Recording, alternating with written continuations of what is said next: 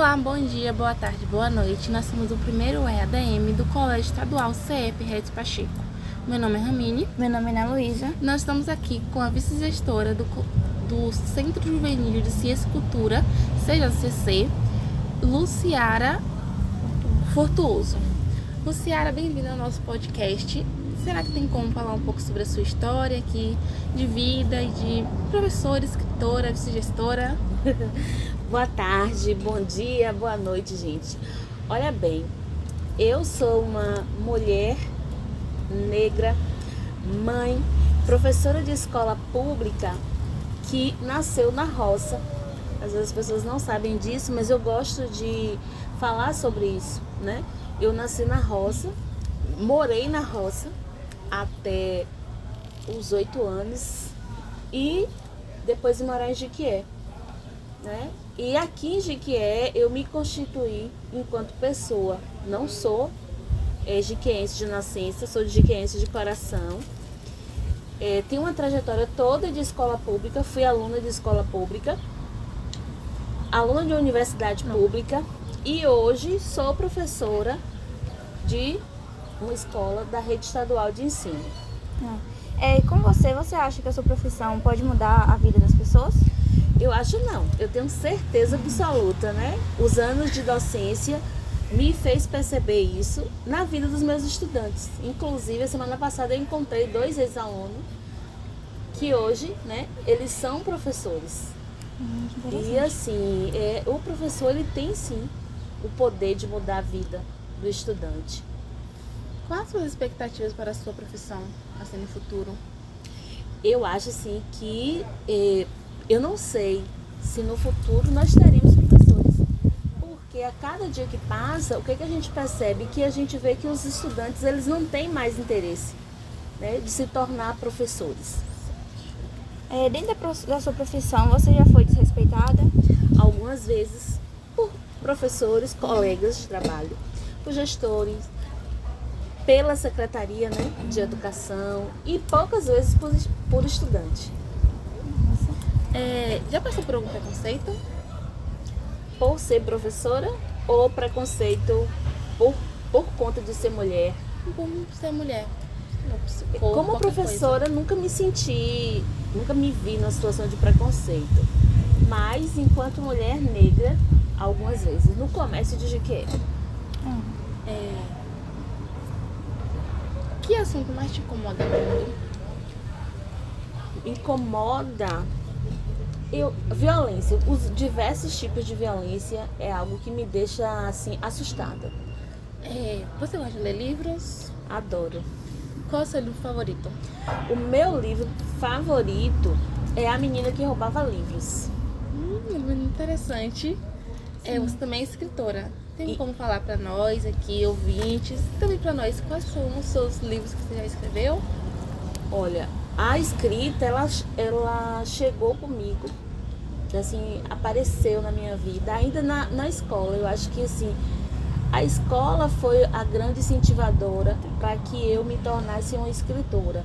Não sabia que me tornaria, mas eu lembro com muita alegria do meu primeiro texto, que foi posto no mural da escola como o melhor texto do Dia dos Pais. E de lá para cá eu sempre venho escrevendo, mas só depois, né, já com quase 50 anos, que eu publiquei o meu primeiro livro, que se chama Gotas da Manhã, que é um livro de mensagens, é um bom dia personalizado. Então, para cada dia da semana você vai ter uma mensagem de bom dia. Os meus livros, eles abordam muito a temática da dor dessa mulher, não só uma dor minha, mas de outras mulheres, né? Das desconfianças, dos nossos medos. E eu venho falar sobre isso, né? Hoje eu tenho um livro Poesia na Escola, que é uma coletânea de diversos autores. Eu tenho Primavera, que também é uma coletânea. 1001 Poetas, também coletânea. Insubordinadas, um livro de escritoras negras do Médio Rio de Contas, que é o nosso território. E Gotas da Manhã, que é um livro que eu escrevi sozinha. E como você iniciou nessa carreira? Eu sempre escrevi, mas eu guardava os meus textos. O que deu visibilidade, essa possibilidade, foi quando eu mandava as mensagens de bom dia e as pessoas começaram a questionar as minhas mensagens, né? Porque elas não achavam outras mensagens iguais a mim. E aí as pessoas começaram a dizer, esse texto, de quem é só um texto? De quem são os textos? E aí eu fui dizer que os textos eram meus. Em 2021, eu recebi uma proposta de publicação. Fiquei com medo, porque assim, né? Chega uma mensagem para você dizendo que é uma possibilidade de você publicar. Eu fiquei com muito receio, mas mesmo assim eu mandei os meus originais, foram analisados e depois me deram a resposta que eu poderia publicar. Não é um caminho fácil, é um caminho difícil, é caro, mas hoje também existe as possibilidades de você participar das coletâneas, e isso é que eu tenho feito. Tem algum filme ou série que lhe marcou? Filme, eu gosto muito de ET, o Extraterrestre, que é um filme da minha infância e que eu tenho boas lembranças até hoje. O que é igualdade para você? Igualdade é as pessoas poderem usufruir daquilo que elas precisam sem precisar passar por tantos obstáculos. Igualdade para mim é você ter uma educação de qualidade, é você ter saúde, onde as pessoas não precisam dormir na fila para encontrar um médico. Igualdade para mim é a menina, a mulher, a senhora poder sair sem medo de ser violentada. Igualdade é você poder falar dos seus sentimentos sem as pessoas estarem te julgando. Igualdade é você poder falar das suas crenças e você não ser boicotada. Igualdade para mim tem muito a ver com igualdade e liberdade. São duas palavras que para mim elas precisam conviverem juntas. Porque em relação, porque hoje em dia, né, a gente não tem tanta liberdade de escolha. No caso, isso quer dizer, porque geralmente vou falar um ponto sobre mulheres, de mulheres não terem tanta liberdade num ramo trabalhista quanto por exemplo, dizendo assim, tá? Quanto os homens têm. Então, a esse relação, assim, igualdade. Você ter a liberdade de você escolher aquilo que você puder fazer e você fazer. Porque às vezes você tem um sonho e você não pode. Existem várias barreiras que impedem de você chegar aonde você quer ser. Eu quero ser advogada, mas existem várias barreiras para você ser um advogado. E aí muitas vezes esse sonho ele é tolhido, ele é tirado de você. E aí quando isso acontece não tem igualdade, porque o mercado não é para todos. Quando a gente fala de mercado de trabalho, por exemplo, se vocês fizerem uma pesquisa, vocês não vão encontrar mulheres nos altos postos das empresas e mulheres negras menos ainda. Isso não é igualdade. Sim. E o que te inspira? A vida me inspira. As pessoas me inspiram, meu filho me inspira.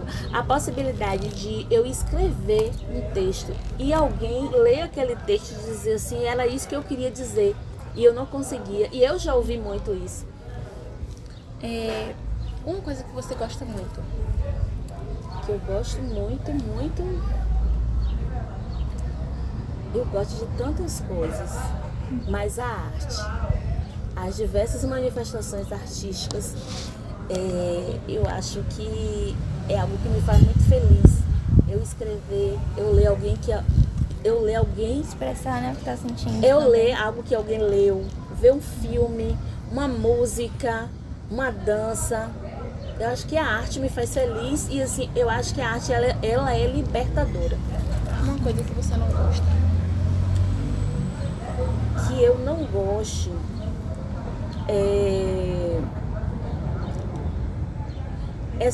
essa ideia que nós temos de julgar e subjugar o outro.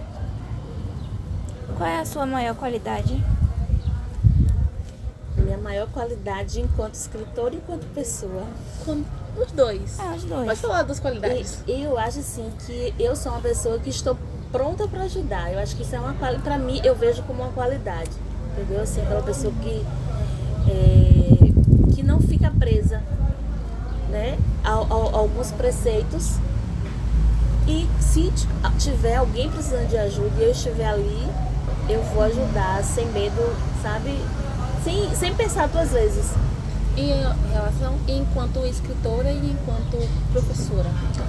Enquanto professora é acreditar, eu acredito sempre no meu aluno. Eu acho que a gente tem essa oportunidade de mostrar para os nossos alunos que é possível a gente quebrar os muros que são postos à nossa frente.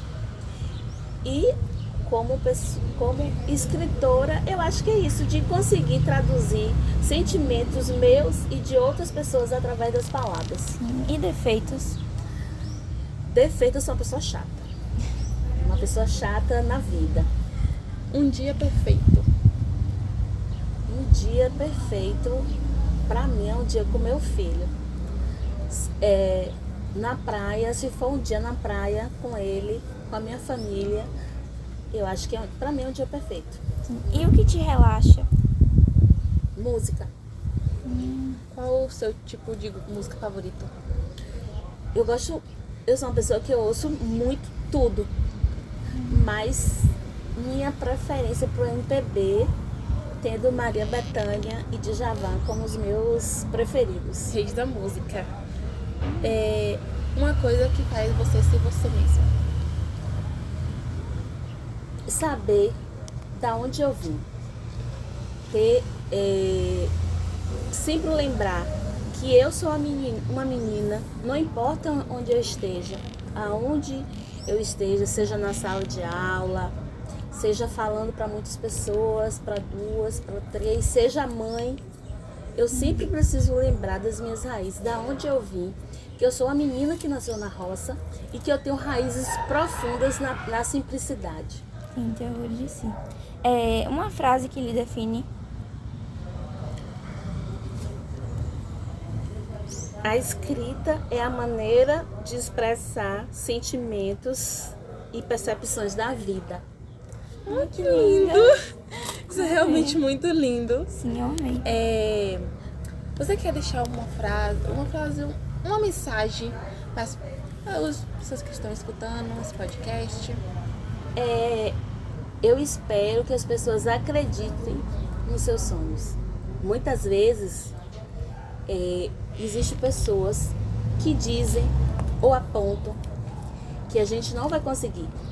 Que a gente não vai conseguir. Sim, é verdade. A gente não vai conseguir vencer os obstáculos. A gente não vai conseguir passar de ano. A gente não vai conseguir comprar roupa. A gente não consegue sustentar a nossa fé. Entendeu? E a gente consegue. O que a gente precisa é olhar para dentro da gente. Reconhecer quem somos nós, em primeiro lugar. A partir do momento que a gente nos reconhecemos quem somos, as nossas origens, e não deixar que situações extras nos abalem e que faça com que a gente desacredite. Porque o mundo está aí para dizer pra gente o tempo todo, você não vai conseguir. Mas às vezes a gente precisa tampar os ouvidos e seguir em frente, acreditar nos sonhos. E assim, eu não estou dizendo para vocês que só eu acreditar que as coisas vão acontecer, não é isso. É uma batalha muito dura, porque a gente tem um sistema que nos oprime o tempo todo. Mas a gente, mesmo assim, a gente precisa pular os muros. A gente precisa quebrar com o sistema e chegar em lugares que as pessoas imaginavam que a gente não ia chegar. Outro dia eu vi uma entrevista de Conceição Evaristo e ela falava que ela quando a gente vê uma pessoa como ela, uma mulher negra, que ela conseguiu, que a gente reforça, né, que se a gente estudar, se a gente batalhar, a gente vai conseguir, que isso é perigoso. E eu fiquei pensando sobre isso, né?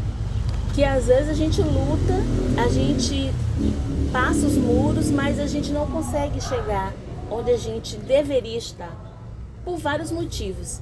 E eu fiquei me questionando sobre isso. Mas concordo plenamente com ela, que isso é perigoso, porque às vezes as pessoas estudam, as pessoas se preparam, mas existe um sistema que quebra as nossas pernas.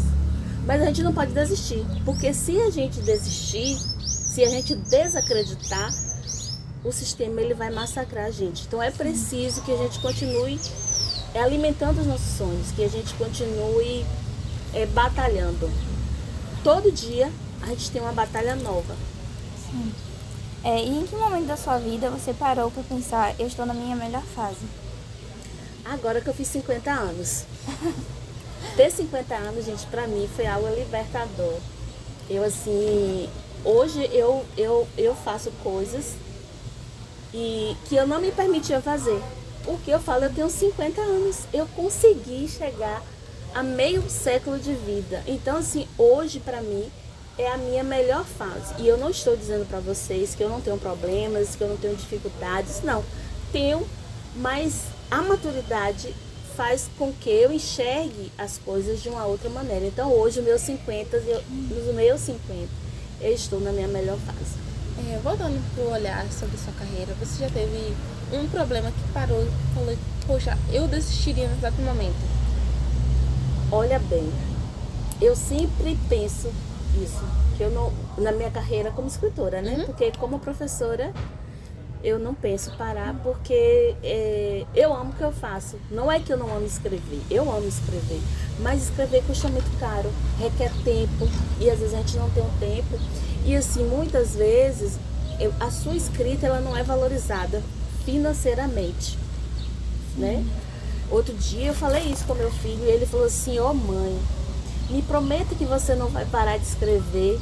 Você tem uma arte tão linda, mas às vezes desestimula, a gente fica desestimulado sim, porque a gente vê que a escrita ela não é valorizada, principalmente, gente, quando a gente se fala de escritores que não são conhecidos. Eu não sou uma escritora conhecida, então as pessoas não valorizam isso. Às vezes a sua escrita é maravilhosa, e eu não falo só de mim, eu falo de outras pessoas também que moram em Jequié, que escrevem, que tem livros maravilhosos e não são reconhecidos aqui. Parece que a gente precisa sair, e a gente tem um grande exemplo disso, que foi o Ali Salomão, né? Que agora, esse ano, a gente está comemorando os 80 anos de Ali. Poucas pessoas em Jequié, ainda tem jovens e adolescentes que nunca ouviram falar de Ali. E o Ali foi um escritor maravilhoso, que fez parte da arte mundial. E muitas pessoas em Jequié nem sabem quem é o Ali Salomão. Vocês conhecem o Ali? Que coisa boa.